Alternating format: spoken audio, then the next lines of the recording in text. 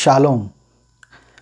अभी अभी हमने गुड फ्राइडे और ईस्टर मनाया है और प्रभु यीशु मसीह जिस दिन अपना बलिदान दिया उसे हम गुड फ्राइडे कहते हैं और जिस दिन वे जी उठे उसे ईस्टर कहते हैं। ये सब हम जानते हैं।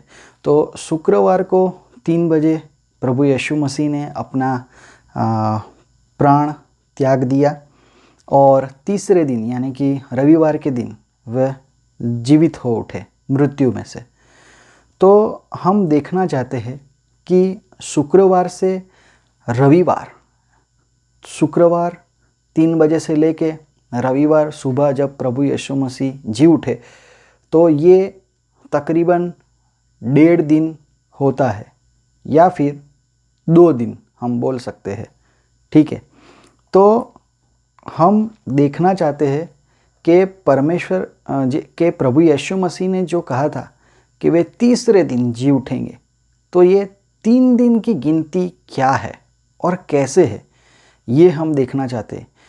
और प्रभु यीशु मसीह ने हमें कहा, हम पद पढ़ते हैं मत्ती उसका 12वां अध्याय और 39 और 40, यानी कि मत्ती 12वां अध्याय 39 और 40। चलो 38 से पढ़ लेते हैं।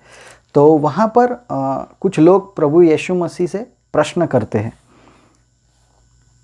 इस पर कुछ शास्त्रियों और फरीसियों ने उससे कहा, हे गुरु, हम तुझसे एक चिन्ह देखना चाहते हैं। उसने उन्हें उत्तर दिया, इस युग के बुरे और व्यभिचारी लोग चिन्ह ढूंढते हैं, परंतु योना भविष्यवक्ता के चिन्ह को छोड़ कोई और चिन्ह उनको न दिया जाएगा। योना 3 रात दिन जल जंतु के पेट में रहा, वैसे ही मनुष्य का पुत्र 3 रात दिन पृथ्वी के भीतर रहेगा। तो जैसे शुक्रवार से इतवार तो 1.5 दिन या फिर 2 दिन होता है। तो कई लोग इसे इस प्रकार समझाते हैं कि शुक्रवार से इतवार 3 दिन नहीं होता, तो वो लोग उसकी गिनती स्टार्ट करते हैं बुधवार से, यानी कि वेडनेसडे से वो लोग उसकी गिनती स्टार्ट करते हैं बुधवार से, क्योंकि वो इस प्रकार कैलकुलेशन करते हैं कि बुधवार से यदि हम काउंट करें तो संडे तक 3 दिन कंप्लीट होता है।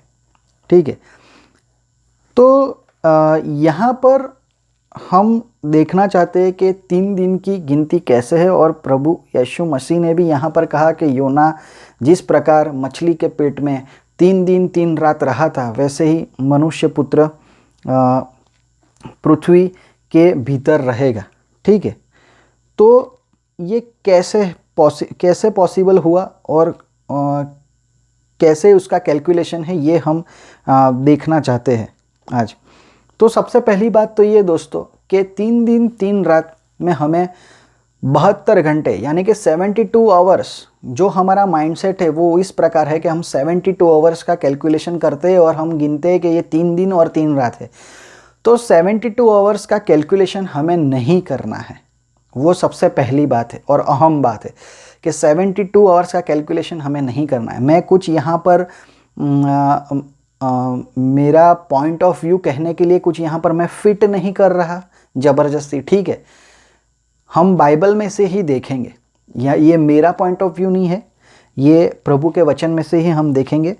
यूहन्ना उसका 2 अध्याय उसका 19 और 19 से 21 पद। तो यूहन्ना 2 अध्याय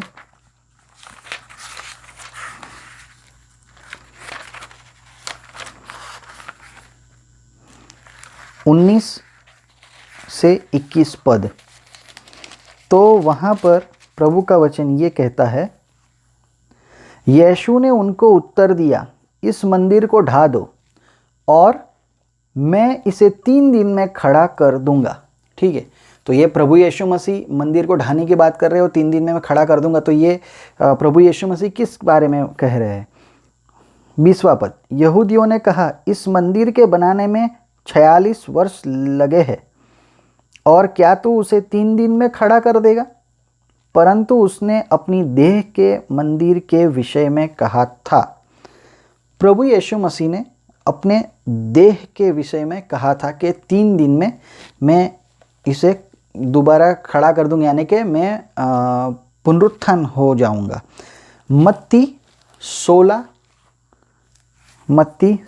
अध्याय और उसका 21वां पद, वहाँ पर प्रभु का वचन इस प्रकार कहता है, उस समय से यीशु अपने चेलों को बताने लगा, अवश्य है कि मैं यरूशलेम को जाऊं और पुरनियों और प्रधान याजकों और शास्त्रियों के हाथ से बहुत दुख उठाऊं और मार डाला जाऊं और तीसरे दिन जी उठूं। ठीक है, यहाँ पर प्रभु यीशु मसीह ने कहा कि तीसरे दिन जी उठूं। ठीक है, इसे आप याद रखना। और फिर सेम मत्ती 17वां अध्याय और उसका 23 पद, वहाँ पर यीशु मसीह इस प्रकार कहते हैं, वे उसे मार डालेंगे और वह तीसरे दिन जी उठेगा। इस पर वे बहुत उदास हुए। ठीक है, ये प्रभु का वचन कहते हैं कि वो तीसरे दिन जी उठेगा। ठीक है, और मत्ती 20वां अध्याय और 19 पद, वहाँ पर प्रभु का वचन कहता है, और उसको अन्य जातियों के हाथ सौंपेंगे कि वे उसे ठट्ठों में उड़ाए और कोड़े मारे और क्रूस पर चढ़ाए, और वह तीसरे दिन जिलाया जाएगा। तीसरे दिन जिलाया जाएगा, प्रभु का वचन कहता है। और लूका, वैसे पद बहुत सारे, लेकिन हम सारे पद नहीं पढ़ेंगे, अभी एक आखिरी पद पढ़ लेते हैं इस पॉइंट के ऊपर। लूका उसका 24 अध्याय और उसका 7वां पद,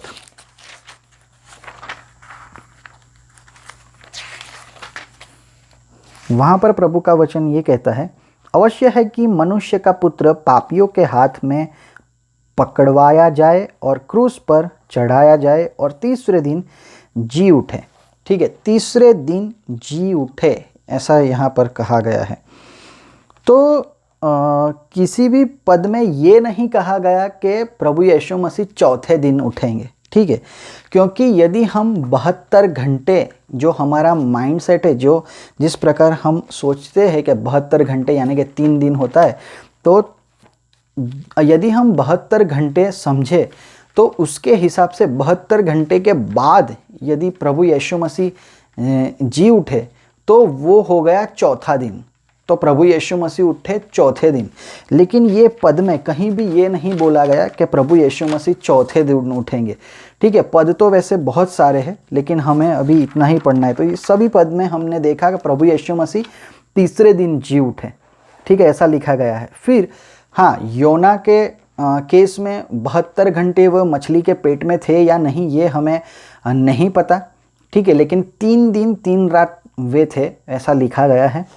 अभी यहूदी कैलेंडर के हिसाब से, जो जू कैलेंडर है उसके हिसाब से, उनकी जो कैलकुलेशन है उसके हिसाब से, जब भी अंधेरा होता है तो उसे रात कहते हैं, और जब भी उजियाला होता है तो उसे दिन कहते हैं। ठीक है, ये हम सब के लिए कॉमन है, लेकिन मैं जो पॉइंट समझाना चाहता हूँ वो ये है कि अंधेरा जैसे ढलता है तभी वो उसे तभी उनका नया दिन शुरू हो जाता है। जैसे कि हमारा क्या है कि हमारे अंधेरा हो जाता है और रात होती है, लेकिन फिर भी रात के 12 बजे वो डेट चेंज होती है, यानी कि नया दिन निकलता है।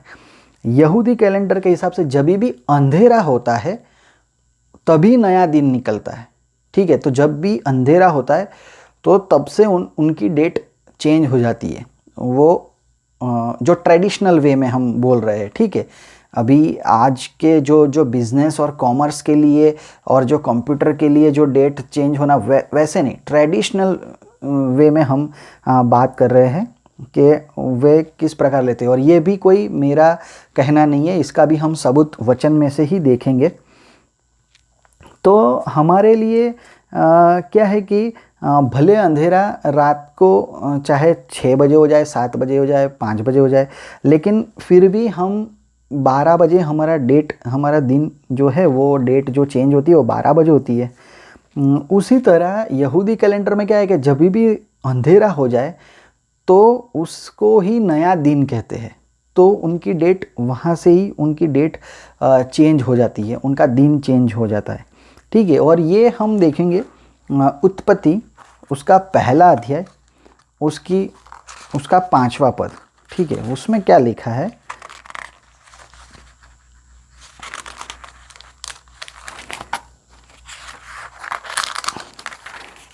और परमेश्वर ने उजियाले को दिन और अंधियारे को रात कहा, तथा सांझ हुई, फिर भोर हुआ, इस प्रकार पहला दिन हो गया।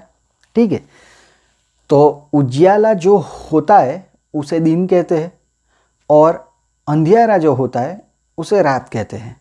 ठीक है, इस प्रकार है। आप लोग सोच रहे होंगे कि भाई हम भी तो उजियाले को दिन कहते हैं, अंधेरे को रात कहते हैं, लेकिन मैंने भी समझाया कि हाँ, अंधेरे को हम रात कहते हैं, उजियाले को भी दिन कहते हैं, लेकिन जो डे चेंज होता है वो हमारा मिडनाइट को होता है। ठीक है, लेकिन यहाँ पर क्या परमेश्वर ने कहा है? तथा सांझ हुई और फिर भोर हुआ, यानी कि पहले सांझ हुई फिर भोर हुआ, इस प्रकार पहला दिन हो गया। तो जूइश ट्रेडिशनल वे में, यहूदी कैलेंडर के हिसाब से जो सांझ होती है यानी कि जो रात होती है, तभी नया दिन शुरू होता है। क्योंकि बाइबल में लिखा गया है उत्पत्ति 1 और 5, सांझ हुई और फिर भोर हुआ। भोर हुई और सांझ हुई ऐसा नहीं लिखा, लेकिन सांझ हुई फिर भोर हुआ, उसे पहला और इस प्रकार पहला दिन हो गया। ठीक है, तो इस प्रकार ये पहला दिन है। और वे लोग शाम के 6 बजे उनका डेट चेंज होता है, उनका डे चेंज होता है यहूदी कैलेंडर के हिसाब से। ठीक है, वो भी हम देख लेंगे कि कैसे। तो आप देखिए मरकुस उसका 15 अध्याय और उसका 33 मरकुस 15:33।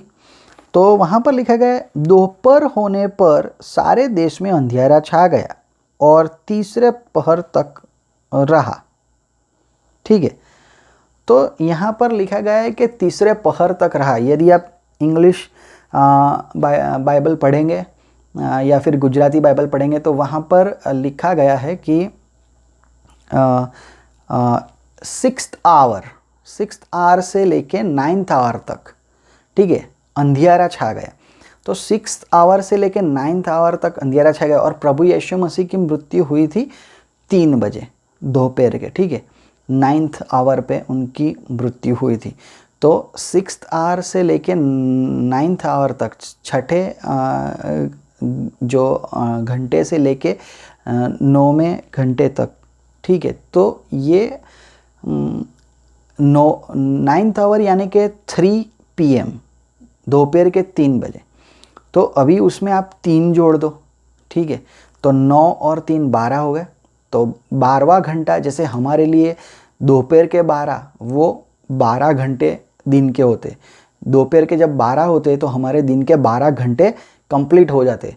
तो वैसे ये 9th आवर को यानी कि दोपहर के 3 बजे को 9th आवर कहते हैं। तभी प्रभु यीशु मसीह की मृत्यु हुई थी। तो 10, 11, 12, तो शाम के 6 बजे उनके दिन का 12 घंटा कंप्लीट होता है यहूदी कैलेंडर के हिसाब से। शाम के 6 बजे उनके दिन का 12वां घंटा ख़त्म होता है। तो 24वां घंटा कहाँ आएगा? तो 24वां घंटा भी आएगा 6 PM यानी कि 6 बजे शाम के। तो उसी वक्त ये डेट चेंज होती है। तो वो लोग का 6 बजे वो लोग कैलकुलेट करते हैं अपना दिन, शाम के 6 बजे दिन चेंज हो जाता है। ये भी हमने देख लिया, वचन में से ही देख लिया। ठीक है, तो अभी कुछ और पद हम पढ़ते हैं, क्योंकि हमें 72 घंटे नहीं गिनना है।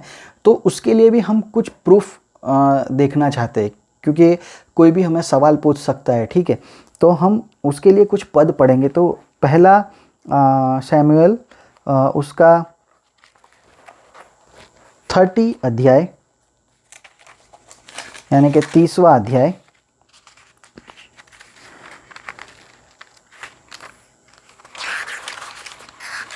और उसका 12वां पद। पहला शमूएल 30 और उसका 12वां पद, वहाँ पर ये प्रकार लिखा गया है।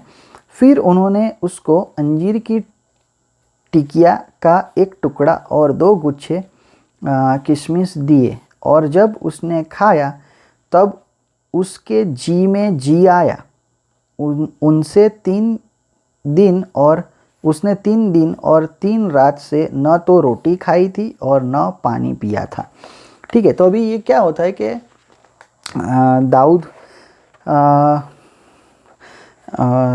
दाऊद युद्ध करने गए होते, और जब वो लौटते तो उन्हें एक मिस्री व्यक्ति मिलता है पड़ा हुआ, तो उसको ये लोग उठाते और उसको ये कुछ खाना देते, तभी वो होश में आता है। और यहाँ पर ये प्रकार लिखा गया है कि 3 दिन 3 रात से उसने रोटी ना खाई थी ना पानी पिया था। ठीक है, अभी वो यहाँ पर क्या होता है कि दाऊद जो शाऊल दाऊद के पीछे पड़ा हुआ था, तो दाऊद पलिश्ती के राजा के पास चला जाता है, उसके देश में, पलिश्ती देश में। और वहाँ पर वो राजा वो उसको पता होता है कि ये भी शूरवीर योद्धा है, इसने गोलायत को हराया था, तो वो भी उसको रख लेता है और अपने सैन्य में रख लेता है। और फिर इस्राएल के साथ जंग होती है, तो ये दाऊद को लेके जंग लड़ने जाते। दाऊद भी बोलता है कि मैं भी आऊँगा। और वहाँ पर मैदान में क्या होता है कि जो पलिश्ती सरदार होते वो राजा को ना बोल देते, बोले ये युद्ध के अंदर बीच में मुकर गया तो ये तो इस्राएल का हो जाएगा, तो उसके साइड से युद्ध लड़ेगा, तो फिर हम लोग हार जाएंगे, हमको बहुत बड़ा नुकसान होगा, तो इसे और इसके आदमियों को वापस भेज दो। तो उसको क्या है, वापस भेज देते। तो जब वह वापस जाता है, तब उसे रास्ते में ये मिस्री जो व्यक्ति है वो मिलता है, क्योंकि वो जो सिकलाग जो शहर होता है उसको अमालेकी लोग लूट लेते। जो दावीद जो पलिश्ती राजा के साथ जहाँ रहता था, वो शहर का नाम होता है सिकलाग। और ये लोग जब युद्ध करने, इस्राएल के साथ युद्ध करने जब बाहर निकलते हैं शहर से पूरा सैन्य लेके, तो अमालेकी लोग उनके ही शहर पर धाबा बोल देते और सब लूट लेते। ठीक है, तो ये हम समझने के लिए पढ़ेंगे पहला शमूएल 30वां अध्याय और उसके पहला ही वचन। तो वहाँ पर लिखा गया है, 3रे दिन जब दाऊद अपने जनों समेत सिकलाग पहुँचा, तब उन्होंने क्या देखा कि अमालेकियों ने दक्षिण देश और सिकलाग पर चढ़ाई की और सिकलाग को मार के फूंक दिया। ठीक है, तो ये लोग जैसे ही सिकलाग से निकले इस्राएल के साथ लड़ने के लिए, अमालेकी लोग पलिश्तियों पर हमला करने के लिए सिकलाग पर आए, उसे लूट लिया, उसे आग से जला दिया। ठीक है, तो क्या वो दाऊद जो राजा के साथ गया था, तो दाऊद जब निकला था तो उसके 3रे दिन वो वापस आया सिकलाग। दाऊद राजा के साथ इस्राएल के साथ युद्ध करने जो निकला था, उसके 3रे दिन वो अपने घर, मतलब अपने शहर में, वो राजा ने और सरदारों ने बोल दिया कि भाई इसको, इसके आदमियों को वापस भेज दो। तो वो वापस जब आया तो वो 3रे दिन आया, 3रे दिन। ठीक है, यहाँ पर ये प्रकार लिखा गया है कि वो 3रे दिन आया। अभी हमने जो पद पढ़ा, ठीक है, जो पहला शमूएल 30 और 12 पढ़ा, ठीक है, तो उसके बाद हम 13 और 14 भी हम पढ़ेंगे। तब दाऊद ने उससे पूछा, ठीक है, अभी वो लोग जब वापस आए ना, तो वो लोग ने देखा सब आग लगी है, सब लूटा हुआ है और सब फूंक दिया है। तो वहाँ पर एक इंसान अधमुआ सा मिला और उसको ये लोग ने उठाया, वो मिस्री था, और उसको ये लोग ने पूछा, दाऊद उसके साथियों ने ये मिस्री से पूछा कि तब दाऊद ने उससे पूछा, तू किसका जन है और कहाँ का है? उसने कहा, मैं तो मिस्री जवान और एक अमालेकी मनुष्य का दास हूँ, और 3 दिन हुए कि मैं बीमार पड़ा और मेरा स्वामी मुझे छोड़ गया। हम लोगों ने करेतियों की दक्षिण दिशा में और यहूदा के देश में और कालेब की दक्षिण दिशा में चढ़ाई की। ठीक है, तो यहाँ पर ये बता रहा है कि मैं एक अमालेकी का दास हूँ, मैं खुद मिस्री हूँ, और 3 दिन के यहाँ पर लिखा गया है कि 3 दिन हुए कि मैं बीमार पड़ा 3 दिन हुए और मेरा स्वामी मुझे छोड़ गया है। और दाऊद जब सिकलाग वापस पहुँचा तो कितने, तीसरे दिन वापस पहुँचा। वैसा यहाँ पर पहले ही पद में लिखा है, तीसरे दिन जब दाऊद और उसके साथी वापस पहुँचे। और ये क्या बोल रहा है कि 3 दिन हुए मैं बीमार पड़ा, मेरे मालिक ने मुझे छोड़ दिया। और ये लोग जैसे ही दाऊद और पलिस्ती राजा वो लोग निकले थे इस्राएल के साथ युद्ध करने, वैसे ही अमालेकी लोग इन पर लूट मचाने के लिए आ गए थे। ठीक है, और 3 दिन से वो मतलब जैसे वो लूट मचाना है, शायद ये बीमार होगा, उसके मालिक ने वो उसे छोड़ दिया वहाँ पर ही, तो ये वहाँ पर ही फिर पड़ा रहा। ये लोग सब लूट कर चले गए, तो ऐसे 3 दिन हुए। ठीक है, और वहाँ पर लिखा है कि उसने 3 दिन 3 रात न तो रोटी खाई थी और न पानी पिया था, जो पहला शमूएल 30 और 12 में पढ़ा। तो ये हमें क्या जानने को मिलता है कि 3 दिन यानी कि 72 घंटे नहीं है। ठीक है, ये चौथे दिन की बात नहीं है, तीसरे दिन की ही बात है, क्योंकि तीसरे दिन ही दाऊद लौटा। 3 दिन हुए मैं बीमार पड़ा, और वहाँ पर लिखा है कि 3 दिन 3 रात से मैंने न कुछ खाया था, उसने न कुछ खाया था, न कुछ रोटी, न कुछ पिया था। ठीक है, तो ये उसका मतलब ये नहीं है, हमें साफ पता चलता है तीसरे दिन तो दाऊद पहुँचा, तब उसने वो इंसान को पड़ा हुआ देखा। तो 72 घंटे हो चुके थे और वो चौथा दिन था और चौथे दिन वो मिला, ऐसा नहीं है। 72 घंटे हो चुके थे ऐसा नहीं है। हाँ, वो तीसरा दिन हो सकता है, लेकिन उसका मतलब ये तो बिल्कुल ही नहीं है कि 72 घंटे 72 आवर्स कंप्लीट हो चुके थे और 3 दिन हो चुके थे, ऐसा नहीं है। ठीक है, तो और हम एक एग्जाम्पल और एक हम पद पढ़ेंगे, और वो है एस्तर, उसका 4था अध्याय।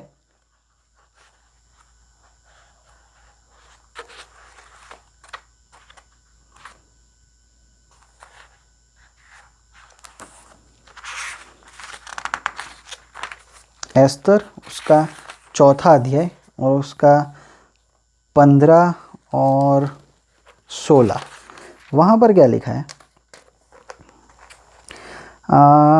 अभी यहाँ पर क्या है कि मुर्दखाई जो एस्तर का कज़िन होता है, तो एस्तर तो क्वीन बन चुकी होती है और राजा ने फरमान दिया होता है कि सारे यहूदी लोगों को ख़त्म कर दिया जाए।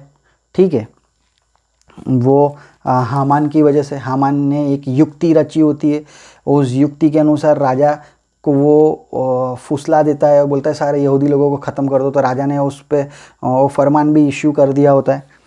तो अभी क्या होता है, मुर्दखाई ने बोला कि भाई तू राजा के पास जा और उनसे रिक्वेस्ट कर के मतलब ये जो है ये रूल कैंसिल करे, ये रूल वापस ले ले। तो अभी राजा के सामने बुलाए बिना नहीं जा सकते, और एस्तर को राजा ने बुलाया ही नहीं था, और बुलाए बिना राजा की हजूरी में जाना यानी कि कुछ भी हो सकता है, वो मौत भी दे सकता है या फिर उसका वो राजदंड उठाए तो ही उसके ऊपर दया की जाती है। जो व्यक्ति आया होता है, यदि उसके ऊपर राजा राजदंड अपना दिखाए तो ही उसके ऊपर दया की जाती है। ठीक है, तो यहाँ पर हम पढ़ते हैं एस्तर 4था अध्याय 15वां पद। तब एस्तर ने मोर्दके के पास यह कहला भेजा, तू जाकर शूशन के सब यहूदियों को इकट्ठा कर और तुम सब मिलकर मेरे निमित्त उपवास करो। 3 दिन रात न तो कुछ खाओ और न कुछ पियो। मैं भी अपनी सहेलियों सहित उसी रीति उपवास करूँगी, और ऐसी ही दशा में यानी कि ऐसी ही दशा में मतलब कि उपवास की ही दशा में, ऐसी ही दशा में मैं नियम के विरुद्ध राजा के पास भीतर जाऊंगी, और यदि नष्ट हो गई तो हो गई। ठीक है, तो यहाँ पर एस्तर ने क्या कहा, मुर्दखाई से संदेश भिजवाया कि सारे यहूदी लोग, तू और मैं, हम सब 3 दिन 3 रात हम उपवास करेंगे, तू सब लोगों को बोल दे। और उसी स्थिति में, यानी कि उपवास की ही ऐसी ही दशा में मैं राजा के पास जाऊंगी और उनसे बात करूंगी। ठीक है, अभी 5वां अध्याय एस्तर 5 और उसका पहला वचन उस क्या कहता है कि तीसरे दिन एस्तर अपने राजकीय वस्त्र पहनकर राजभवन के भीतर आंगन में जाकर राजभवन के सामने खड़ी हो गई। ठीक है, तीसरे दिन। तो यहाँ पर एक ये बात भी हमें पता चलती है, एक और सबूत है कि 72 घंटे नहीं है। 3 दिन 3 रात कहने का मतलब जरूरी नहीं कि वो 72 आवर्स कंप्लीट हो। ठीक है, क्योंकि 72 आवर्स कंप्लीट हो जाते हैं तो फिर तो चौथा दिन आ जाता है। तो यहाँ पर लिखा गया तीसरे दिन एस्तर गई ऐसी ही दशा में, और 3 दिन 3 रात उपवास करना था। ठीक है, तो उसका मतलब ये नहीं है कि भाई 72 घंटे। हाँ, वो 3 दिन यानी कि रात अंधेरा हुआ उजियाला हुआ 1 दिन, अंधेरा हुआ उजियाला 2 दिन, अंधेरा हुआ उजियाला हुआ 3 दिन। तो इस प्रकार 3 दिन हो सकते हैं। तो 72 आवर्स कंप्लीट होना वो जरूरी नहीं है। ठीक है, तो इस प्रकार हमने ये कुछ बीच में कुछ ये बातें हमने देखी, और ये हम जो टॉपिक है उसमें ये प्रूफ के तौर पे हमें ये देखने मिलता है। ठीक है, तो यीशु मसीह के मृत्यु और उनके पुनरुत्थान में ये 3 दिन 3 रात कैसे हमें पता चलता है, कैसे हमारा ये कैलकुलेशन होता है। ठीक है, तो यहूदी लोगों को ये पता था, उस टाइम के सारे लोगों को, यहूदी लोगों को ये पता था कि शाम होती है तो उसे तभी नया दिन शुरू होता है, और अंधेरे को रात कहते हैं, और उजियाला जब भी उजियाला हो उसे दिन कहते हैं, और जब भी अंधेरा हो तो उसे रात कहते हैं। ठीक है, तो उस हिसाब से भले ही दिन चेंज होता है शाम के 6 बजे। ठीक है, लेकिन उस हिसाब से जब भी अंधेरा होता है तब उसे रात कहते हैं। दिन चेंज होता है 6 बजे, ये याद रखना, दिन चेंज होता है रात के शाम के 6 बजे, लेकिन अंधेरे को रात कहते हैं, उजियाले को दिन कहते हैं। ये दोनों अलग अलग चीज़ है। फिर से मैं एक बार दोहराता हूँ, दिन चेंज होता है शाम के 6 बजे, लेकिन अंधेरे को रात कहते हैं और उजियाले को दिन कहते हैं। ठीक है, अभी हम आगे देखते हैं। अभी यहूदी लोगों को ये पता था, अभी उनके दिमाग, अभी एक क्वेश्चन, जैसे सब आगे बढ़ता गया वैसे सब एक क्वेश्चन आया उनके बीच में कि भाई हल्का सा जो अंधेरा है, जो शाम तो एकदम से तो उजियाला एकदम से अंधेरा नहीं हो जाता, और जो अंधेरे में से उजियाला होता है वो भी एकदम से नहीं हो जाता। तो क्या है कि वो हल्का हल्का हल्का अंधेरा होता है और फिर एकदम से एकदम डार्क अंधेरा और रात हो जाती है। ठीक है, तो वो जो दिन में से जो सूरज डूबता है, लेकिन डूबने के बाद भी जो हल्का सा जो अंधेरा रहता है, हल्का सा उजियाला हल्का सा अंधेरा रहता है, तो उसे क्या कहे, क्योंकि ये क्या है, सारे बहुत सारे पर्व आते थे, बहुत सारी चीज़ें आती थी, तो ये दिन को करना है, ये दिन को करना है, तो उनको ये क्लैरिफिकेशन चाहिए था। तो उस टाइम के जो गुरु थे वो लोग ने क्या कहा, अभी फॉर एग्जांपल मान लो कोई बच्चा पैदा होता है ऐसे हल्के से उजियाले में, शाम के अभी डेट चेंज नहीं हुई है 6 बजे से पहले, लेकिन फिर भी सूरज ढल गया है और एकदम हल्का सा अंधेरा है, हल्की हल्की रोशनी है, हल्का हल्का अंधेरा है, मिक्स है, उस टाइम बच्चा पैदा होता है, तो उसको कौन से दिन में गिनेंगे, कौन से डेट में गिनेंगे। ठीक है, तो वैसे ये क्वेश्चन था। तो जो धर्मगुरु थे वो लोग ने क्या कहा कि भाई जब भी अंधेरा हो तो हमें तो रात गिनना है, तो जो हल्का हल्का भी अंधेरा हो तो उसे भी आप, वो ढलते दिन का अंधेरा है, थोड़ा थोड़ा अंधेरा है, थोड़ा उजियाला, लेकिन सूरज ढल गया, ढलते दिन का है, तो उसे भी आप रात ही गिनो। ठीक है, तो उसे भी, यानी कि भले 6 बजे डेट चेंज होती है, रात को दिन चेंज होता है, नया दिन निकलता है, लेकिन उससे पहले भी यदि हल्का हल्का सा भी अंधेरा हो गया और वो सूरज डूबने का अंधेरा है, दिन ढलने का अंधेरा है, तो उसको भी रात में ही कंसीडर करना है, ठीक है। तो अभी यहूदी जो कैलेंडर के हिसाब से मैं उस वक्त की बात कर रहा हूँ कि उनके जो हफ्ते के जो नाम थे वो नाम नहीं थे, ठीक है। तो सारा कुछ सब्बत के ऊपर डिपेंडेंट था। तो वो लोग कैसे गिनते थे कि सब्बत के बाद का पहला दिन, सब्बत के बाद का दूसरा दिन, सब्बत के बाद का तीजा, सब्बत के बाद का चौथा दिन, सब्बत के बाद का पांचवा दिन, और फिर छठा दिन होता था वो उसे सिद्धिकरण का दिन कहते थे, ठीक है। उस वक्त सब कुछ सिद्ध करना है, सब्बत के लिए जो प्रिपरेशन करनी है प्रिपरेशन करना है, शुद्ध होना है और बहुत सारी चीज़ों का ख्याल रखना है। और जो सातवां दिन है वो सब्बत है, ठीक है। तो इस प्रकार उनकी जो गिनती थी और इस प्रकार उनके वे दिन के नाम थे। और यदि कोई हफ्ते जो हफ्ते में त्यौहार हो और उसका पहला जो सब्बत आए, या फिर कोई त्यौहार अगर सब्बत के दिन पड़ता है तो उसे हाई सब्बत बोलते हैं। और वो यानी कि डबल सब्बत होता है वो। तो वो सब्बत को ये लोग होली, सब्बत होली है, ठीक है। सब्बत को होली ज्यूज़ लोग मानते हैं, लेकिन जो हाई सब्बत है तो वो तो डबल होली उसको कंसीडर करते हैं, ठीक है, ये लोग। तो ये जो मैंने बताया आपको कि 6 बजे से पहले जो हल्का अंधेरा होता है, ठीक है, उसको भी रात में कंसीडर करना है, ये कैसे हम मान ले। तो अभी हम उसका भी हम प्रूफ वचन में से देंगे, ठीक है। वचन में से ही हम उसका प्रूफ देखेंगे कि ये कैसे समझ में हमारी आता है, ठीक है। तो मैं एक बात बताना चाहता हूँ कि यहूदी लोग जब उपवास करते हैं तो वो एक दिन का जब उपवास रखते हैं, ठीक है, तो उनका उपवास होता है 25 आवर्स का। एक दिन कितना होता है? 24 घंटे का होता है। लेकिन वो लोग जब उपवास करते हैं तो वो उपवास करते हैं 25 घंटे का, 25 घंटे का उपवास कर, आप गूगल करके देख सकते हैं, ठीक है। 25 घंटे का उपवास करते हैं। क्यों? क्योंकि वे वो आज्ञा को बहुत ही स्ट्रांगली, बहुत ही अच्छी तरह वो निभाना चाहते हैं। यानी कि 24 घंटे में भी शायद कुछ ऊपर नीचे हो गया तो उससे अच्छा बेहतर है कि 25 घंटे का ही उपवास कर लो।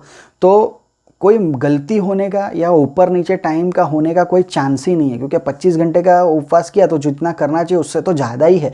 तो 24 घंटे तो अंदर कवर हो ही जाते, 1 घंटा तो एक्स्ट्रा हो गया। तो वो क्या है, 24 घंटे में पूरा जो एग्जैक्ट सेकंड टू सेकंड अगर टाइम नहीं भी मिलाया जाता, लेकिन फिर भी 1 घंटा एक्स्ट्रा ही ज़्यादा ऊपर ले लिया है तो वो कवर हो जाता है, ठीक है।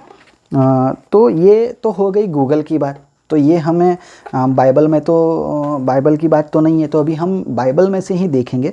तो यूहन्ना उसका 19 अध्याय और उसका 31, यूहन्ना 19 और उसका 31, वहाँ पर प्रभु का वचन ये प्रकार कहता है, इसीलिए कि वह तैयारी का दिन था, यानी कि तैयारी का दिन यानी कि सिद्धिकरण का दिन, ठीक है।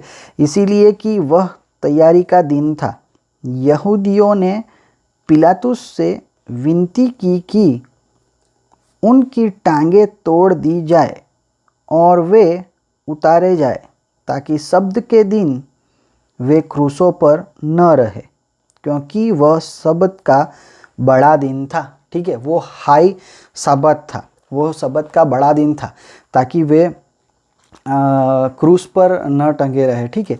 अभी ये लोग क्या है कि जो प्रभु यीशु मसीह और उनके दाहिने बाहिने जो अपराधी थे और वो सबके पैर तोड़ने की बात कर रहे हैं कि उनके पैर तोड़ दो, ठीक है। तो अभी इसका क्या मतलब है, तो मैं शॉर्ट में समझा देता हूँ कि क्रूस में जब वो लोग क्रूस में टांगते हैं तो क्या होता है कि कसकर हाथ ऐसे कसकर एकदम टांग देते हैं और हाथों में और पैरों में कील लगाते हैं, ठीक है। और पैरों के नीचे एक छोटा सा लकड़ा रखते, ताकि क्या है, वो एक दर्दनाक मृत्यु थी, ताकि क्या है कि वो जो अपराधी है वो अपने पैरों पर खड़ा रहे, और जब वो अपने पैरों पे उसका खुद का वजन लाते हैं तभी उसकी छाती में वो सांस ले पाता है, क्योंकि उसके हाथ कसकर बंधे हुए होते तो उसकी छाती एकदम प्रेस की गई होती है, तो वो सांस नहीं ले पाता। और जब वो अपने पैरों पे खड़ा होता है तो उसके पैरों में बहुत ही सहन ना हो वैसी उसको वेदना होती है, यानी कि उसको दुख वहाँ पर पेन होता है। तो वो फटाफट से सांस ले लेता है और वो पेन से बचने के लिए वो फिर से अपना वजन वो छोड़ देता है अपने शरीर का। और जब वो अपना वजन शरीर का छोड़ता है तो वो उसके हाथों में भी दर्द होता है और फिर वो दोबारा उसके चेस्ट एकदम प्रेशर होता है, तो वो दोबारा सांस नहीं ले पाता। तो इस प्रकार ये मृत्यु थी। तो वो लोग क्या बोलते हैं कि सबके पैर तोड़ दो, पैर तोड़ देंगे तो वो खड़े ही नहीं हो पाएंगे सांस लेने के लिए, तो वो लोग जल्दी मृत्यु उनका हो जाएगा, क्योंकि फिर उनको दफनाना ये सब प्रोसीजर है वो जो करना है, वो सब कुछ करना है। और दूसरे दिन तो सब्बत है और आज जो है वो तैयारी का दिन है, यानी कि फ्राइडे तैयारी का दिन है, तो उसके भी सब तैयारी भी करनी है। और अभी टाइम हो चुका है, ठीक है। और प्रभु यीशु की मृत्यु हुई थी 3 बजे दोपहर के, ठीक है। क्योंकि ये लोग जब गए ये जो सोल्जर्स लोग थे वो गए तो चोरों के टांगे वो लोग ने तोड़ी, लेकिन प्रभु यीशु मसीह तो मृत्यु हो चुके थे, वो था दिन के 3 बजे, ठीक है। तो ये एक और भी प्रूफ है कि भाई हल्का सा अंधेरा यदि शाम को 5 बजे भी हो जाए तो उससे पहले ही ये लोग सब कुछ निपटाना चाहते थे, ठीक है। तो हम एक और पद पढ़ेंगे, ये जो यूहन्ना 19 और 31 हमने जो पढ़ा 19 का 31, वो समझाने के लिए कि भाई ये लाशें ये मुर्दे क्रूस पर न रहे, उसका क्या मतलब है, क्यों ऐसा। तो उसके लिए पढ़ते हैं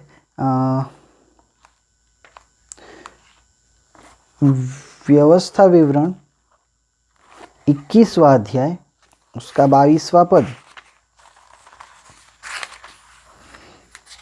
तो उसमें ये प्रकार प्रभु का वचन कहता है, व्यवस्था विवरण 21 उसका 22वां पद, फिर यदि किसी से प्राणदंड के योग्य कोई पाप हुआ हो जिससे वह मार डाला जाए और तू उसके शव को वृक्ष पर लटका दे, तो वह शव रात को वृक्ष पर टंगा न रहे, अवश्य उसी दिन उसे मिट्टी देना, क्योंकि जो लटकाया गया हो वह परमेश्वर की ओर से शापित ठहराता है, ठीक है।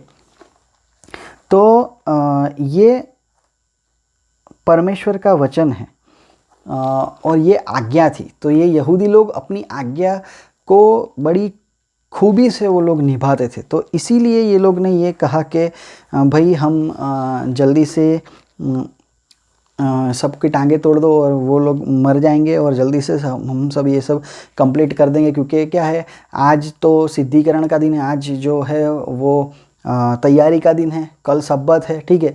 तो कोई मुर्दे को हाथ लगाए तो फिर वो अशुद्ध हो जाता है, तो उसके लिए भी अलग से प्रोसीजर है। तीसरे दिन 7वें दिन को शुद्ध होना है। और शहर में कोई डेड बॉडी नहीं रहनी चाहिए, ठीक है। ये क्रूस पर लकड़े पर कोई लटका हुआ किसी को लटकाया हो, सज़ा दी हो सामने से, तो उसको उसी दिन उतार लेना है। नाइट ओवरनाइट, यानी कि रात बीतनी नहीं, रात होनी नहीं चाहिए, रात बीतनी भी नहीं चाहिए, दूसरे दिन उसको उतारना नहीं है, उसी दिन मिट्टी देना जिस दिन वो मरे। तो बहुत सारी चीज़ों का ध्यान रखना था। और ये जो सब्बत जो कल आने वाला था वो था हाई सब्बत, यानी कि वो तो ज़्यादा डबल होली सब्बत था, ठीक है।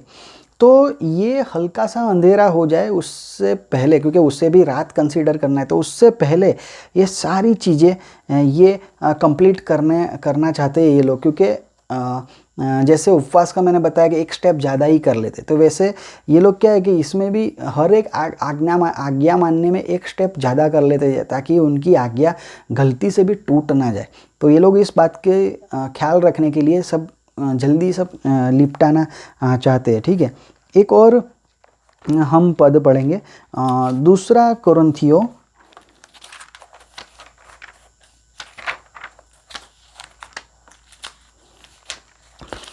2 कोरिन्थियों उसका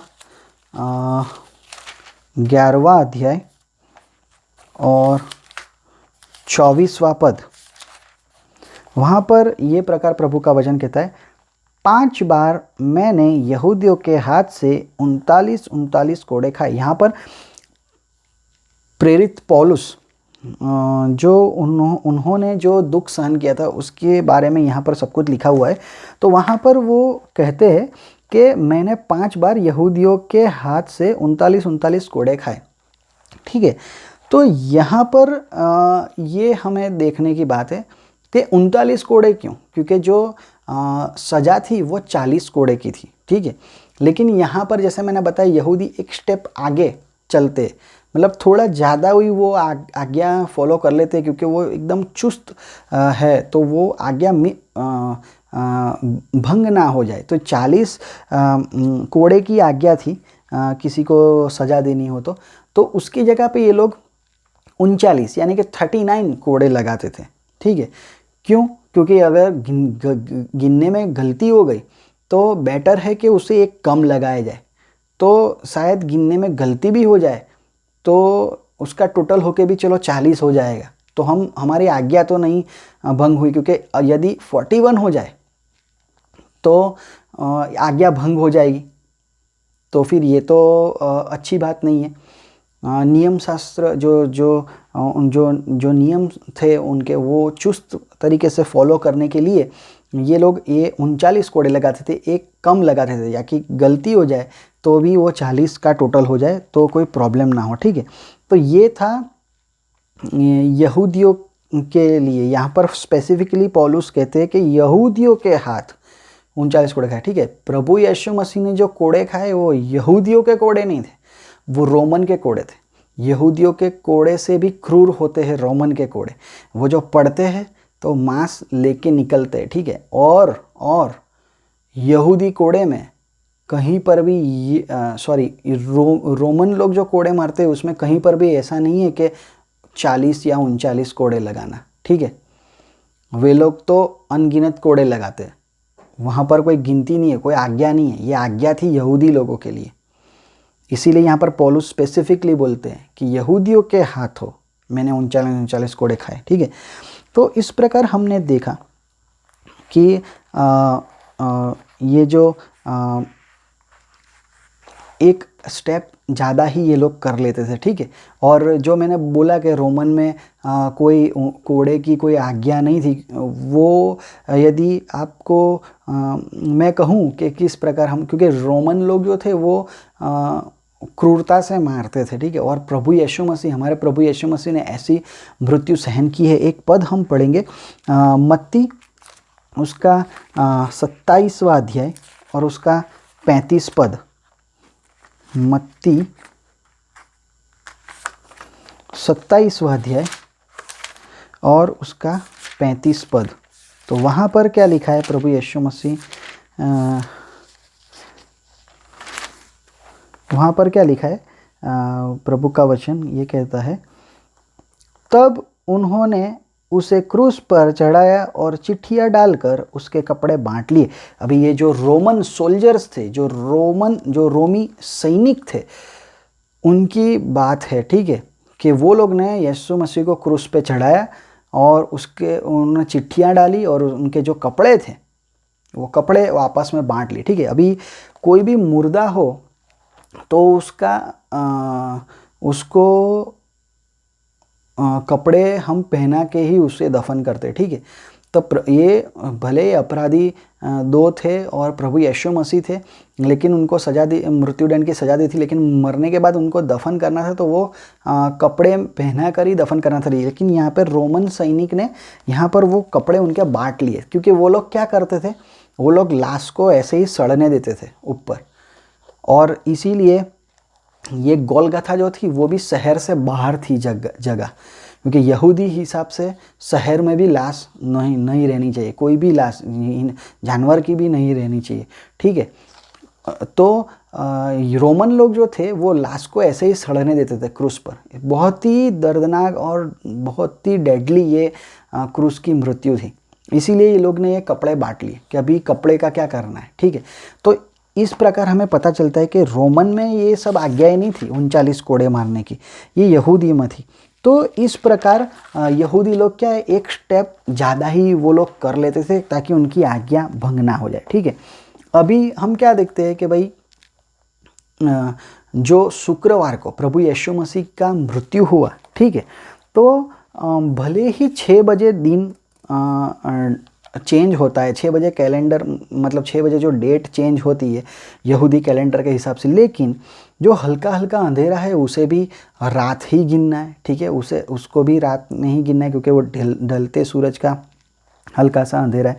अभी आप देखने जाओ तो मार्च और अप्रैल में क्या है कि दिन इज़राइल में अंदर, अभी इज़राइल और कई और जगहों पर, कई और देशों में भी ऐसा होगा कि मार्च और अप्रैल के दौरान जो अंधेरा है वो जल्दी हो जाता है। ठीक है, और यीशु मसीह के मृत्यु, जो यीशु मसीह की जिस दौरान मृत्यु हुई वो इस तकरीबन ये मंथ्स में होनी चाहिए, मार्च और अप्रैल के मंथ्स में होनी चाहिए। ठीक है, क्योंकि हमें ये पता चलता है, हम पद वो नहीं पढ़ेंगे लेकिन हमें पता है कि पतरस ने कहा था कि मैं प्रभु तेरे संग मर भी जाऊंगा, पर प्रभु यीशु मसीह ने कहा था कि तू मुर्गा बोले उससे पहले तो 3 बार मेरा नकार कर देगा। ठीक है, मुझे नकारेगा। तो उस वक़्त पतरस क्या कर रहे थे, वहाँ बाइबल में लिखा गया है कि वे आग में हाथ सेक रहे थे, तभी किसी ने उसे देखा। ठीक है, तो ये भले चाहे दिन में चाहे ठंड हो या ना हो, लेकिन रात हो जाने के बाद तो ठंड होनी चाहिए। तो ये कौन से मंथ्स में आता है, तो ये मार्च अप्रैल में ये हो सकता है। ठीक है, ये हमें पता चलता है क्योंकि रात में थोड़ी थोड़ी ठंड तो होनी चाहिए। और ये एक बात है कि भाई हमारे प्रभु यीशु मसीह ने ऐसे में अलग अलग मार खाए, कोई एक मार नहीं, कोड़े और लकड़ी से और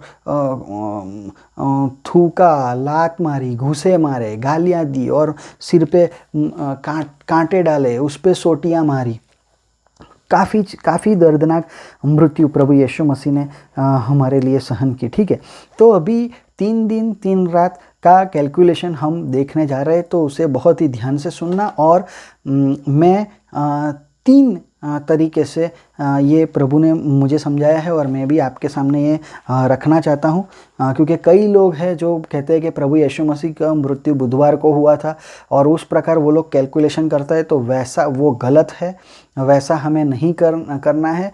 और शुक्रवार से भी गिने तो भी संडे तक 3 दिन 3 रात हो ही जाता है।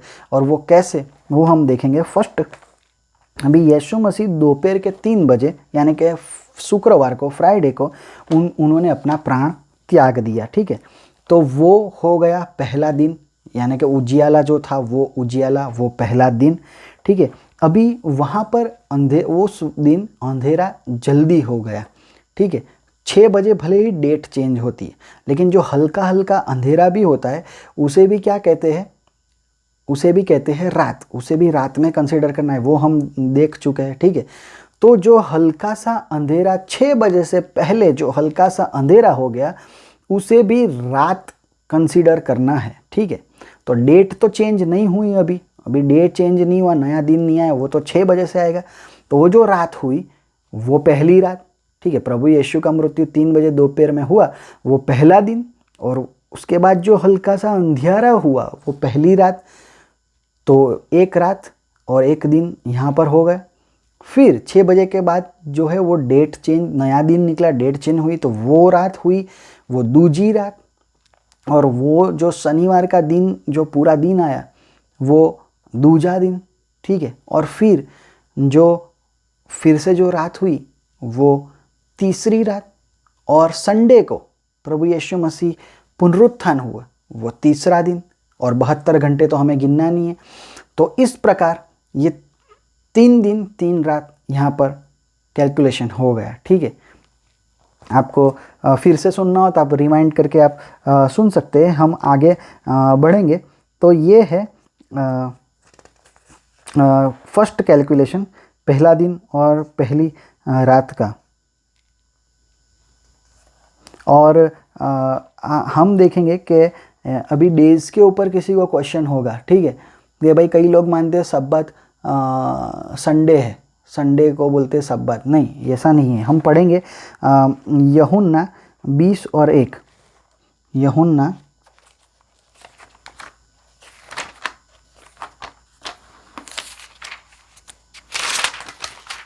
20 अध्याय और उसका पहला वचन। सप्ताह के पहले दिन मरियम मगदलिनी भोर को अंधेरा रहते ही कब्र पर आई और पत्थर को कब्र से हटा हुआ देखा।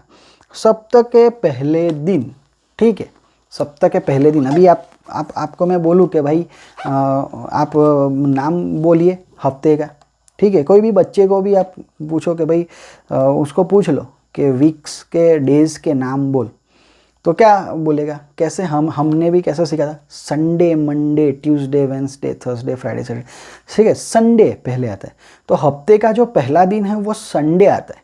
वो मंडे, वो सब्बत संडे नहीं है, लेकिन संडे तो हफ्ते का पहला दिन है, ठीक है। अभी ये जो पद हमने पढ़ा कि फिर से मैं एक बार पढ़ लेता हूँ। सप्ताह के पहले दिन मरियम मगदलिनी भोर को अंधेरा रहते ही कब्र पर आई, ठीक है।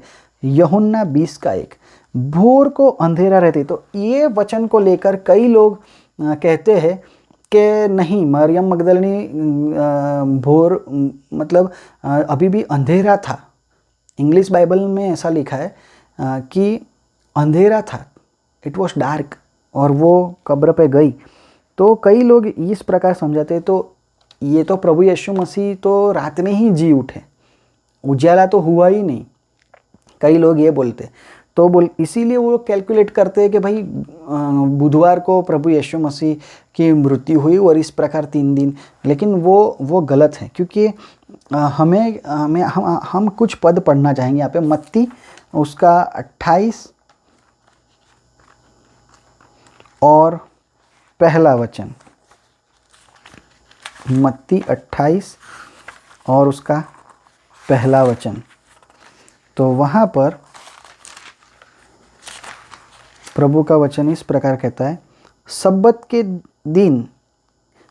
के दिन के बाद सप्ताह के पहले दिन पो फटते ही मरियम मगदलिनी और दूसरी मरियम कब्र को देखने आई। पो फटते ही यानी कि दिन यहाँ पर हो चुका था।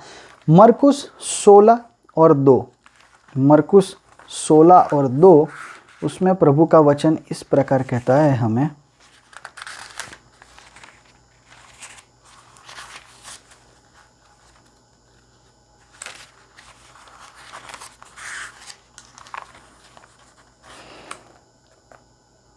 सप्ताह के पहले दिन बड़े भोर जब सूरज निकला ही था, वे कब्र पर आई और आपस में कहती थी, हमारे लिए कब्र के द्वार पर से पत्थर कौन लुढ़काएगा, ठीक है।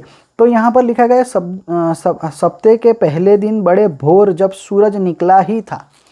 तो सूरज निकला था तब ये मरियम दूसरी स्त्रियां के साथ वे कब्र पे आई थी, ठीक है। और अब लूका में पढ़ते हैं, लूका 24 और उसका पहला पद।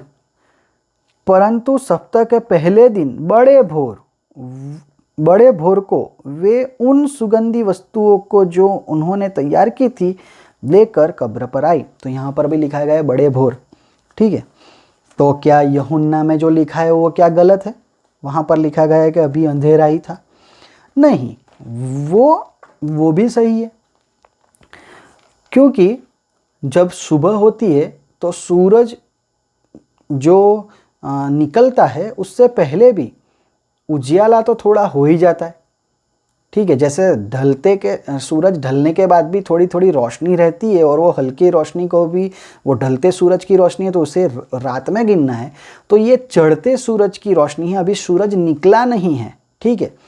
तो वो थोड़ा हल्का सा अंधेरा, हल्की सी रोशनी, हल्का सा अंधेरा, इस प्रकार का समय रहा होगा, तब मरियम ये निकली होगी। इसीलिए यूहन्ना ने इस प्रकार लिखा है कि भाई अभी डार्क था, अभी थोड़ा अंधेरा था, और यूहन्ना ने इस प्रकार लिखा है कि भाई अभी अंधेरा था और मरियम निकली, ठीक है, क्योंकि ऐसा हो सकता है कि सूरज का निकलना ना हुआ हो, सूरज निकला ना हो, लेकिन वो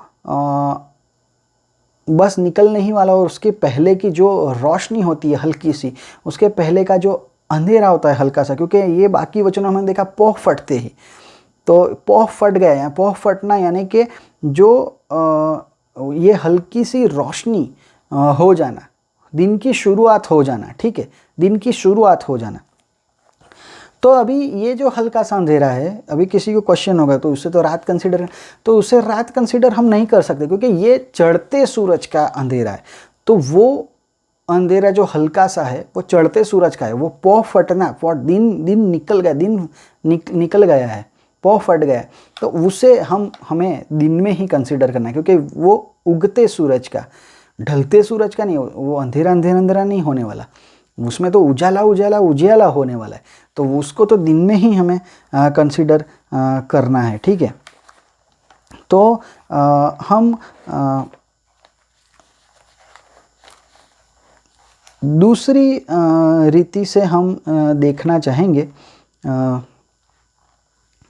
कि 3 घंटे, दूसरी रीति से हम देखना चाहेंगे कि ये पद में यूहन्ना में हमने ये पढ़ा, ठीक है, कि भाई अंधेरा था और मरियम गई, और कई लोग क्वेश्चन करते हैं कि भाई अंधेरे में ही प्रभु यीशु मसीह का पुनरुत्थान हो गया, तो दिन तो हुआ ही नहीं, तो फिर 3 दिन के कैलकुलेशन तो हो ही नहीं सकता, ठीक है। तो उसके लिए दूसरी रीति से भी हम देखेंगे, ठीक है।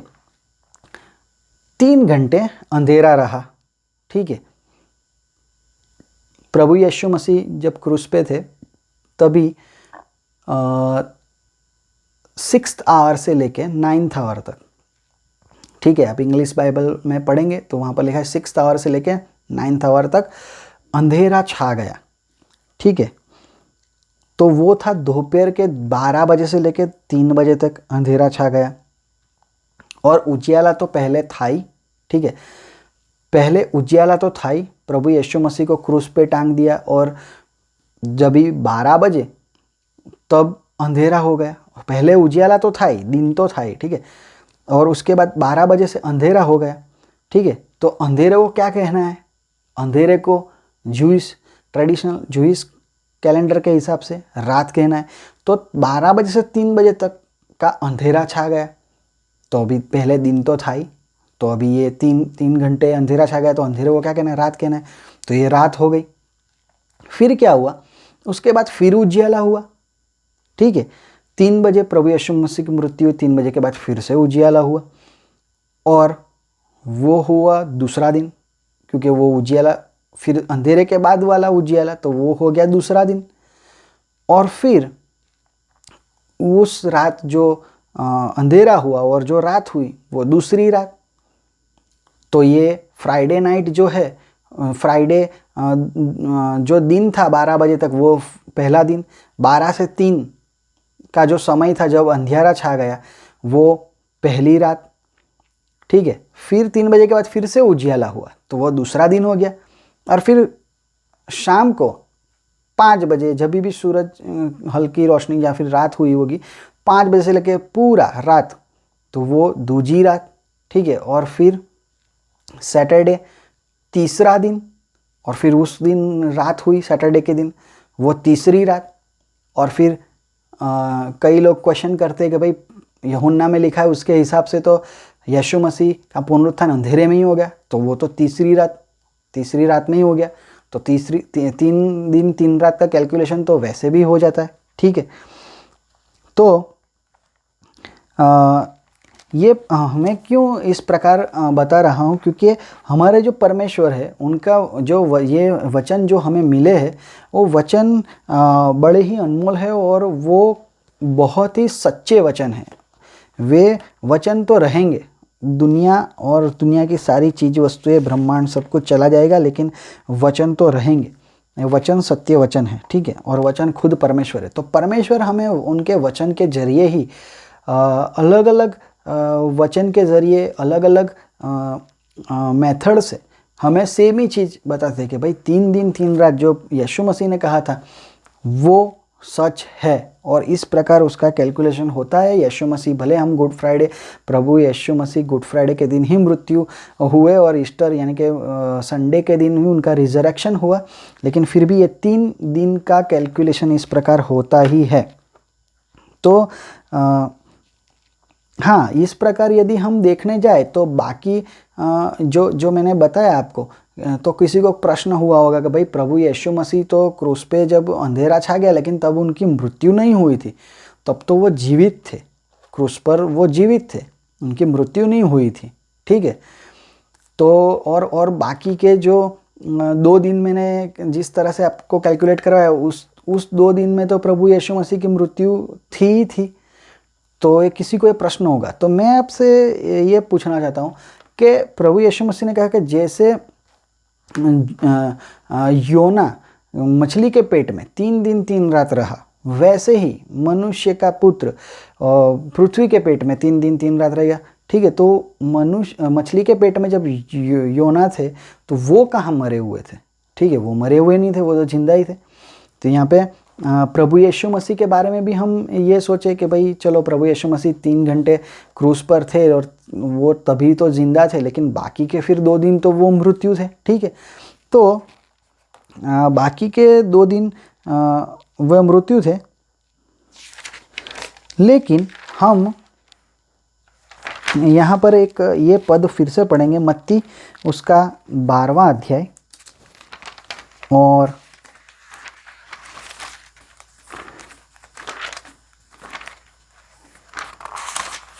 बस हम तीसरी रीत देखना चाहते हैं और उसके बाद हम वचन प्रभु का समाप्त करेंगे। मत्ती उसका 12वां अध्याय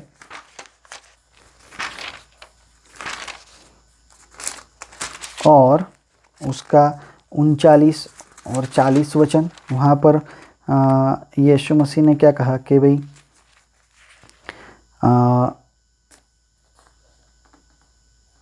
उसने उन्हें उत्तर दिया, इस युग के बुरे और व्यभिचारी लोग चिन्ह ढूंढते हैं, परंतु योना भविष्यवक्ता के चिन्ह को छोड़ कोई और चिन्ह उनको न दिया जाएगा। योना 3 रात दिन जल जंतु के पेट में रहा, वैसे ही मनुष्य का पुत्र 3 रात दिन पृथ्वी के भीतर रहेगा, ठीक है। तो अभी ये जब पद हम पढ़ते हैं वो हम याद रखेंगे, और जो जिस किसी को क्वेश्चन हो कि 2 दिन तो प्रभु यीशु मसीह की मृत्यु हो चुकी थी, यदि पहला दिन हम गिनते भाई क्रूस पे जो थे और 3 अंधेरा हो गया 3 घंटे, वो पहला दिन रात हो गया, तो बाकी के 2 दिन तो मृत्यु थे, ठीक है। तो वो ये ध्यान में रखना, और ये ध्यान में रखना ये वचन हमने पढ़ा। तो यहाँ पर ज़्यादातर लोगों को क्या लगता है कि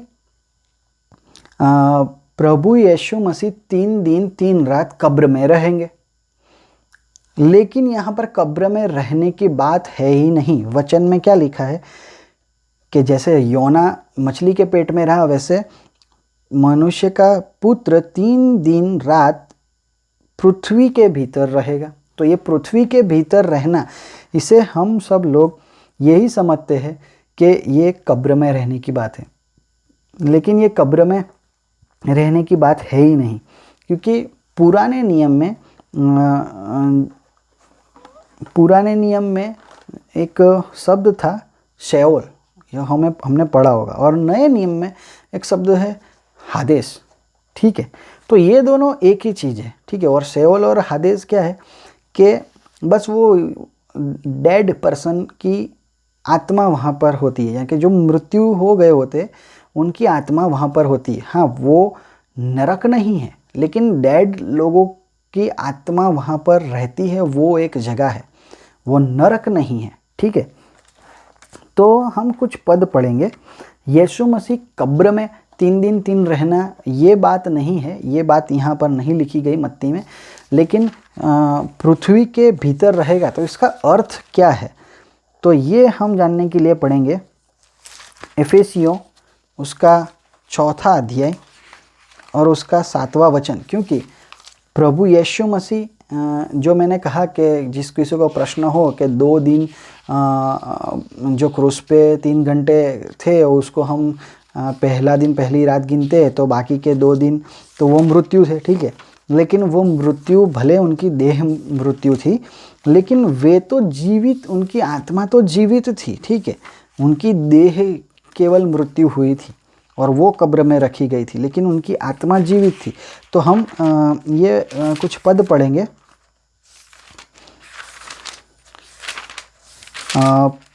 एफेसियों उसका 4था अध्याय और 7 से 10 वचन। वहाँ पर प्रभु का वचन इस प्रकार कहता है, पर हम में से हर एक को मसीह के दान के परिमाण के अनुसार अनुग्रह मिला है। इसीलिए वह कहता है, वह ऊंचे पर चढ़ा और बंदियों को बांध ले गया और मनुष्यों को दान दिए। उसके चढ़ने से और क्या पाया जाता है? केवल यह कि वह पृथ्वी की निचली जगहों में उतरा भी था, ठीक है। वह पृथ्वी की निचली, वो उसके चढ़ने से क्या पाया जाता है कि वो पृथ्वी की निचली जगहों में उतरा भी था, और जो उतर गया यह वही है जो सारे आकाश से ऊपर चढ़ भी गया कि सब कुछ परिपूर्ण करे, ठीक है। और एक वचन पढ़ेंगे, प्रेरितों के काम 2 अध्याय और 3 वचन। प्रेरितों के काम 2 अध्याय और 3 वचन। वहाँ पर परमेश्वर का वचन क्या कहता है? प्रेरितों के काम 2 अध्याय और 31 वचन, 31 पद। उसने होने वाली बात को पहले ही से देखकर मसीह के जी उठने के विषय में भविष्यवाणी की कि न तो उसका प्राण अधलोक में छोड़ा गया और न उसकी देह सड़ने पाई, ठीक है। तो प्रभु यीशु मसीह की देह ना सड़ने पाई, उसका प्राण न अधलोक में छोड़ा गया, क्योंकि प्रभु यीशु मसीह की आत्मा तो जीवित थी, ठीक है। और वे पृथ्वी के भीतर वे गए थे, ठीक है।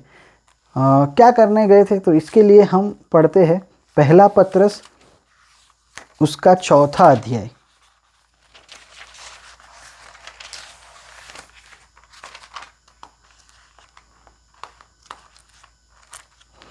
पहला पत्रस उसका 4था अध्याय और उसका 5 और 6 वचन।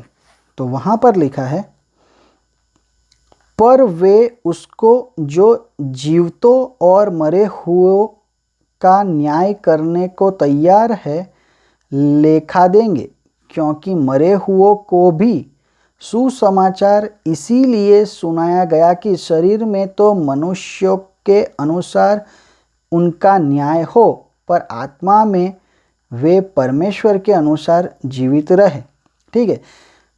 क्योंकि मरे हुओं को भी सुसमाचार इसलिए सुनाया गया, ठीक है। तो ये प्रभु यीशु मसीह 3 दिन 3 रात पृथ्वी के भीतर रहेंगे। तो इसका मतलब ये है कि जो डेड सोल्स थे, जो जगह थी, वहाँ पर प्रभु यीशु मसीह गए और वो डेड सोल्स को भी प्रभु यीशु मसीह ने सुसमाचार सुनाया। क्यों सुसमाचार सुनाया? तो वचन कहता है,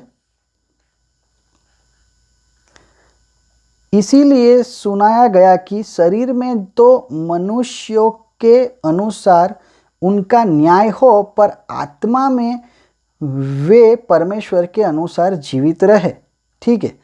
और 5वें पद में कहा है, पर वे उसको जो जीवतों और मरे हुओं का न्याय करने को तैयार है लेखा देंगे, क्योंकि मरे हुओं को भी सुसमाचार इसीलिए सुनाया गया, ठीक है, ताकि ये लोग जो प्रभु यीशु मसीह के बलिदान के पहले भी जो लोग मरे हुए थे उनको भी प्रभु यीशु मसीह ने सुसमाचार सुनाया। ठीक है, मैं नरक की बात नहीं कर रहा। ये जो जो सेओल जो हादेस थे, वहाँ पर जो पीपल जो डेड सोल्स थे, वहाँ पर जाके प्रभु यीशु मसीह ने सुसमाचार सुनाए। यानी कि प्रभु यीशु मसीह का बलिदान इसीलिए ही ये एकदम रेट्रोएक्टिव है। ठीक है, प्रभु यीशु मसीह भले ही 33वीं सदी में अपने प्राणों को त्यागा उन्होंने, लेकिन उनके बलिदान से आने वाली पीढ़ी और जो आ चुकी पीढ़ी और जो थी वो पीढ़ी, वो सारे लोगों के पापों की क्षमा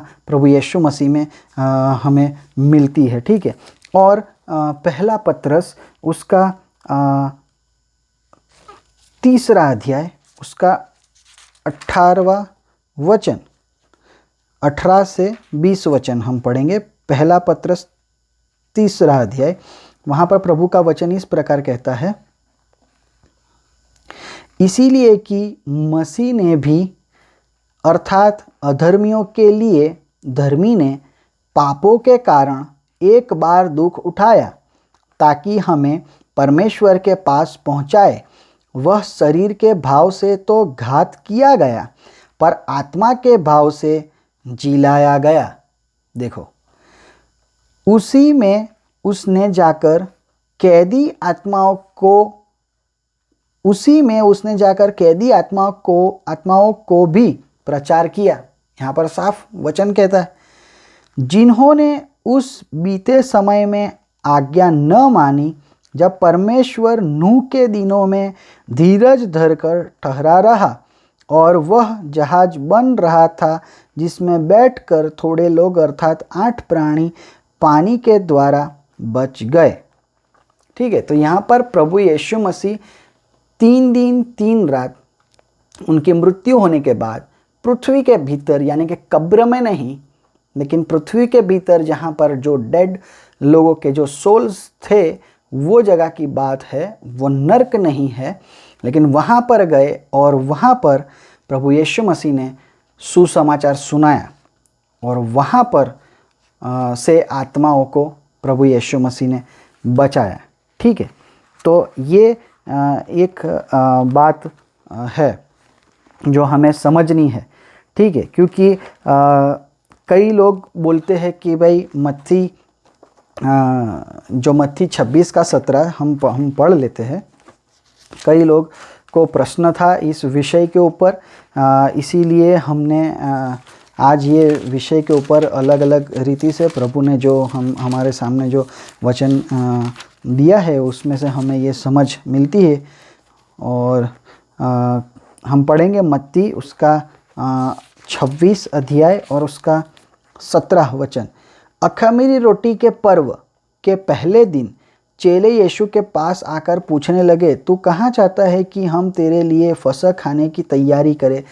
ठीक है, तो यहाँ पर कई लोग ये सवाल उठाते हैं कि भाई ये पद लिखा गया है तो जो प्रभु यीशु मसीह मरे वो फसह के पर्व के दिन नहीं मरे, क्योंकि ये तो अख़मीरी रोटी के पर्व के पहले दिन तो ये चेले पूछ रहे हैं, तो फसह की तैयारी कहाँ करें।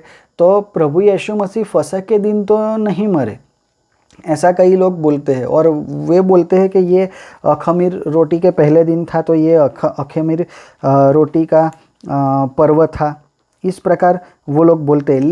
लेकिन यहाँ पर मैं बता दूं कि एक और प्रभु का वचन मैंने दिया था अभी थोड़े टाइम पहले, उसका नाम है फसह का पर्व। तो वो यदि आपको समझना हो तो आप मैं नीचे लिंक भी डाल दूंगा, तो वो भी आप देख लें, तो आपको समझ आ जाएगी कि फसह का पर्व हकीकत में क्या है और वो क्या हमें सीख देता है।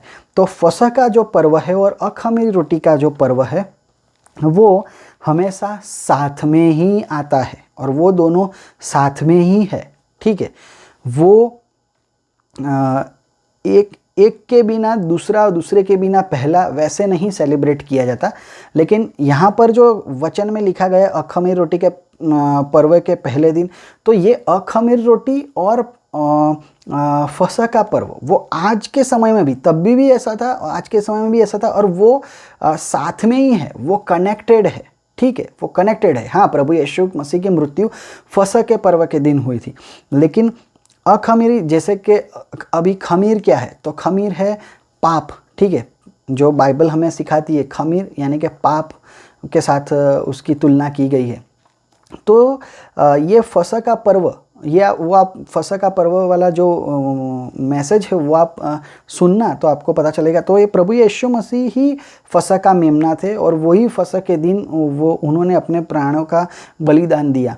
तो ये फसह का पर्व और पाप दूर करना यानी कि अखमीरी रोटी का पर्व जो है वो हमेशा साथ में ही रहता है, क्योंकि यह प्रभु को हम स्वीकार करते हैं, उसके मृत्यु में हमारे पापों की माफ़ी होती है। तो हमें भी हमारे पुराने जीवन में नहीं जाना है, हमें वो पाप से बाहर निकलना है, वो खमीर को वो दूर रखना है, वो खमीर को निकाल फेंकना है। ठीक है, तो इस प्रकार ये हमें पता चलता है। और तीसरी रीति जो मैं बताना चाहता हूँ, तो वो तो बहुत ही सिंपल है। ठीक है, आप लोगों को भी मज़ा आएगा वो सुनकर, क्योंकि अभी देखिए आप कि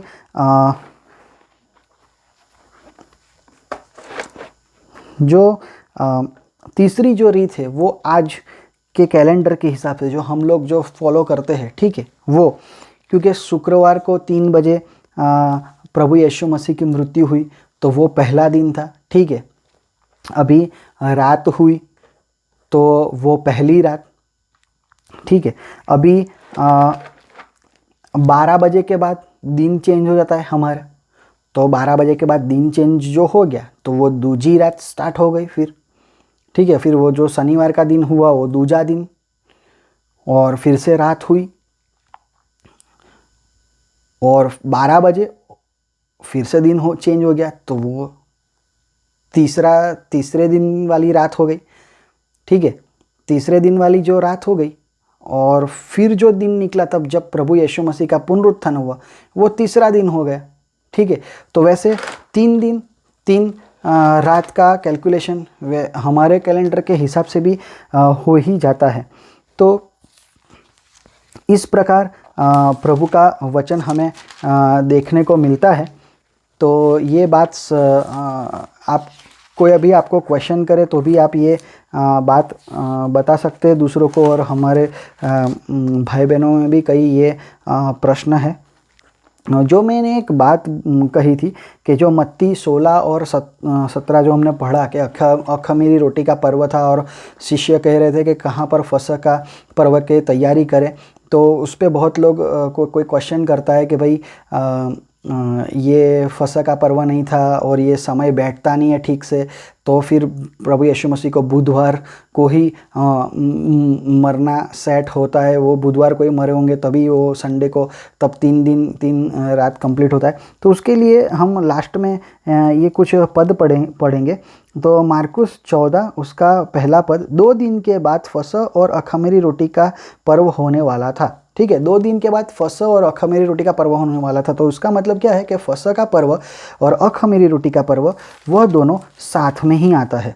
और फिर लूका उसका अध्याय 22 और उसका पहला पद, वहाँ पर क्या लिखा है कि अखमीरी रोटी का पर्व जो फसह कहलाता है निकट था। तो ये यहाँ पर तो वचन नहीं कह दिया, तो ये तो साफ हो गया कि अखमीरी रोटी का पर्व और फसह जो फसह कहलाता है, तो वो दोनों साथ में ही है। ठीक है, वो दोनों साथ में ही है। और लूका 22 का 7 उसमें उसी अध्याय में 7वां वचन कहता है, तब अखमीरी रोटी के पर्व का दिन आया, उसमें फसह का मेमना बलि करना आवश्यक था। ठीक है, फसह का मेमना बलि करना आवश्यक था, और अखमीरी रोटी के पर्व का दिन आया जिसमें फसह का मेमना। तो ये सब, ये फसह का पर्व और अखमीरी रोटी का पर्व ये साथ में ही है। तो ये हमें ये वचन से पता चलता है। तो यीशु मसीह की मृत्यु हुई फ्राइडे को, शुक्रवार को, और 3 दिन 3 रात का कैलकुलेशन एक नहीं और कई रीति से हम देखने जाए तो सारी रीति से भी हो ही जाता है, कैलकुलेशन परफेक्ट हो जाता है। और प्रभु यीशु मसीह का पुनरुत्थान संडे के दिन हुआ, हफ्ते के पहले दिन हुआ, ये भी सही है। तो ये वचन कोई आपको प्रश्न करे तो आप इसका उत्तर इस प्रकार दे सकते हो और प्रभु इस वचन के द्वारा हम सबको आशीष दे। Praise Lord.